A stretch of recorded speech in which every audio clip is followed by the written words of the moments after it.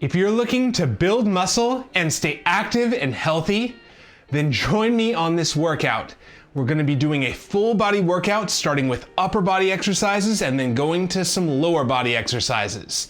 And today I'm excited to show you guys an exercise I thought about for using resistance bands with a bench press for that incline bench, working those upper fibers of the chest.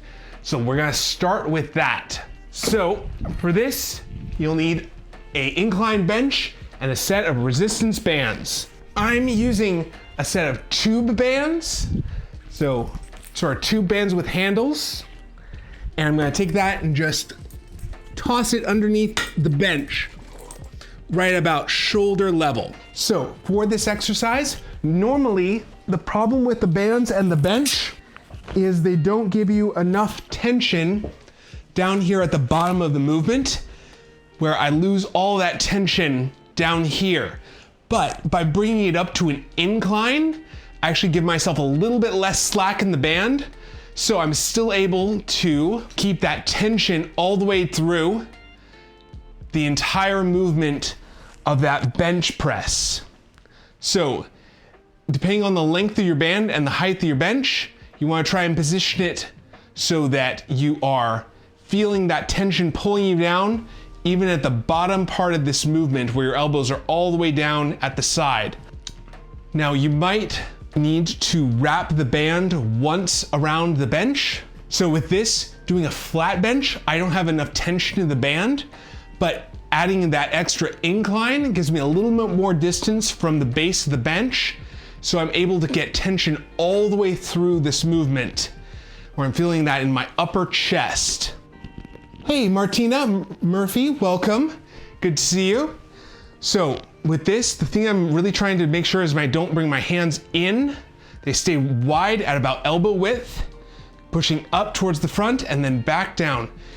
Now I like the band because if I ever get down here and get too tired to push it back up again as well, I can just let all the slack out of the band and then get out of this safely. How many reps? So the reps, I would say try and aim for around 10, but if you can do anywhere between 10 and 30 is okay. The important thing is you want to feel that fatigue build up in the chest. So you want to feel tired, you want to feel that a little bit of burning feeling where you're challenging the muscle. So the exact number of reps are not required. You don't have to say, oh, I have to do 10, I have to do 30, but you want to find the number that is tiring to the muscle to you.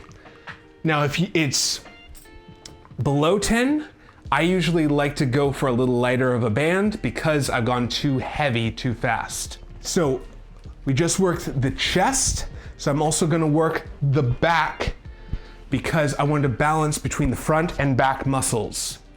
So for that, I'm going to do a standing row. So I wrap the band right at about shoulder height, and I'm gonna start with my hands all the way on front with my thumbs pointed in. Now for me, I'd like to work a little bit more of these muscles between the shoulder blades. So because of that, pointing my thumbs in gets me a little bit more of that horizontal row where I'm pinching the shoulder blades together, pulling down and back. And that's gonna work a little bit more of those traps, which are between the shoulder blades, a little bit less of the lats. Now, the important thing is I'm going all the way out to the front. So Martina, how long for muscle growth? It depends on your genetics, but usually you could expect somewhere around 1/4 pound per week, depending on a lot of factors like nutrition, sleep, and your individual genetics. But usually that's about the level you could expect to see at max if everything is working out correctly. So a lot of people expect pounds and pounds of muscle per week. It doesn't change that fast. Your body is slow to grow that, but it's about that constant week after week, adding little bits of muscle over your entire body.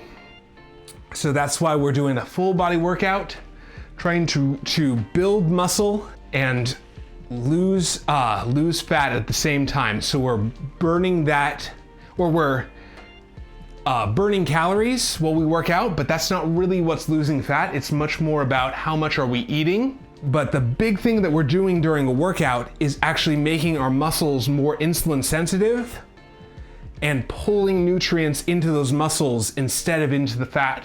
So that's exactly body composition. So we're adding to that muscle during that workout, or adding to that muscle by working out. All right, so now we're gonna prioritize the muscles in the arm. So we're gonna work the bicep in the front and the tricep in the back. So for this, I'm gonna step right in the middle of the band with one foot, and I'm gonna step forward with that foot because I want the band to be out in front of me. So make sure the band is securely underneath your foot.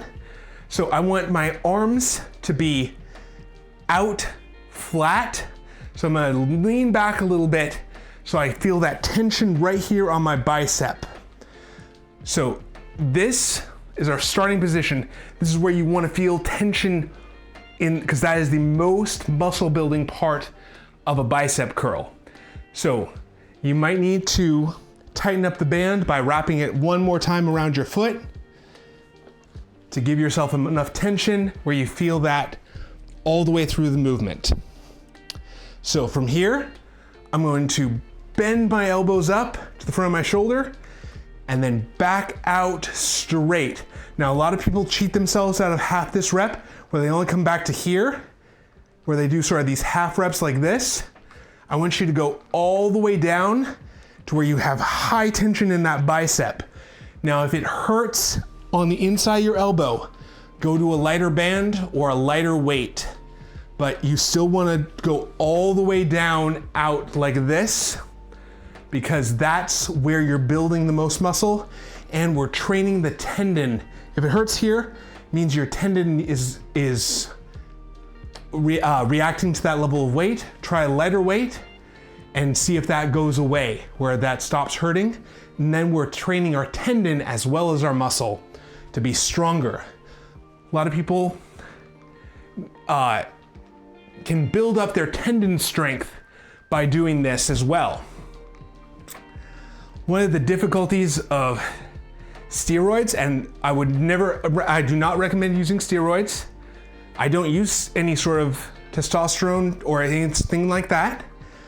And one of the reasons is the side effect of it is your tendons don't grow as quickly as your muscles do, so that people can actually tear that tendon. So that's one of the things we want to actually make sure we're building strong tendons as well as strong muscles. So this is a bicep curl. I'm just leaning away a little bit to keep tension on that the whole time. Now we're gonna do an overhead press, or overhead tricep extension. So I'm gonna step on one end of the band with one foot and then grab onto the fabric part of a resistance band. From here, I'm gonna bring this right behind my head. So my elbow is higher than my shoulder, okay? That's the important thing to get. You can do 20 push-ups in a row. Very nice, that's awesome. Push-ups are a great alternative to a bench press where we're working that tricep, that front of the shoulder, and that chest muscle all at once. It's a great body weight exercise. From here, I have my hand right behind my head. I'm gonna straighten out towards the ceiling. Should feel that right here in the back of my tricep. Working, now lifting my elbow up higher really adds to that tension in the tricep muscle. So I'm really trying to keep that high up to keep that tension on the tricep the whole time. And same thing on the other side. I'm trying to step on the band at the same point on both sides so I keep even tension between the two, because bands are all about how much tension you're putting on, and that's going to determine how heavy it is. Next, we're gonna do actually some dumbbell exercises. I personally prefer dumbbells to do legs a little bit better than bands. That's the one limitation on bands, I think. Doing legs is hard because I would need to anchor them underneath my feet, but they can, it's just harder to get them to stay under tension. Yes, I got a good gym membership at Anytime Fitness. Oh, awesome. That's so cool. I'm gonna be doing triceps and back today with a little bit of forearm too. Excellent, excellent. Are you doing more machines, more dumbbells, or a combination of things? So I'm gonna shift to a suitcase squat. So holding a dumbbell in each hand for a little bit of extra resistance. So we're gonna do a suitcase squat. So your feet are about shoulder width apart. I'm gonna have my hands at my sides. I like this better than a high bar squat or a high squat because I feel like it puts less pressure on my low back.